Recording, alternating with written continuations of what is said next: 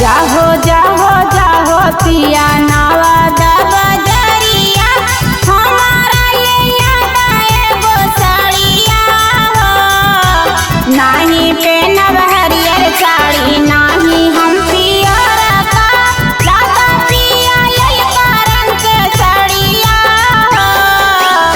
ऐसो के दशहरा में लागल भारी भीड़िया मेला देख जाई बबू धौलिया हो। ऐसो के दशहरा में लागल भारी भीड़िया मेला देख जाई बबू धौलिया हो। शेरावाली मैया की जय।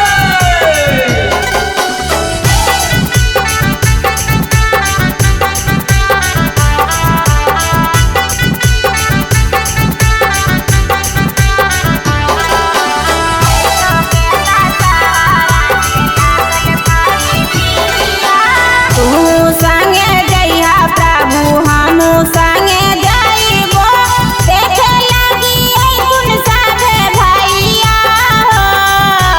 पवन खेसारी आशीष भैया आई थी मनीष कश्यप गुंजन भैया हो।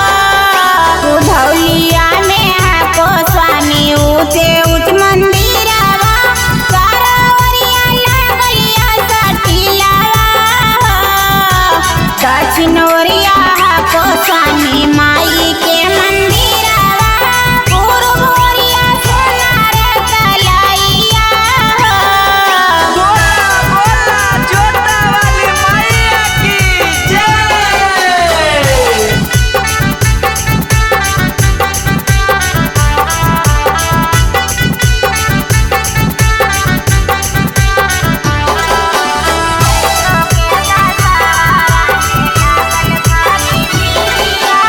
ऐसो के दशहरा में लागल भारी भीड़िया मेला देखे जाई बबू धौलिया हो। बेटावा के मैया दूरे से गोड़वा लागे बांधन लटेली दुवरिया हो। बांधन के देथिन मैया गोदी में ललनावा हंसत खेलत घरवा जाई